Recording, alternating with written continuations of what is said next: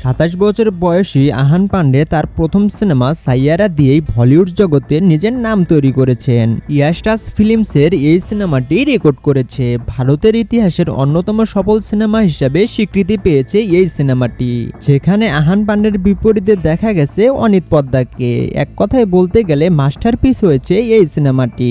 সম্প্রতি কিছু গণমাধ্যম থেকে জানা যায় প্রযোজক আদিত্য চোপড়া এবং পরিচালক আলী আব্বাস জাফর আহান পান্ডের জন্য নতুন পরিকল্পনা করেছেন।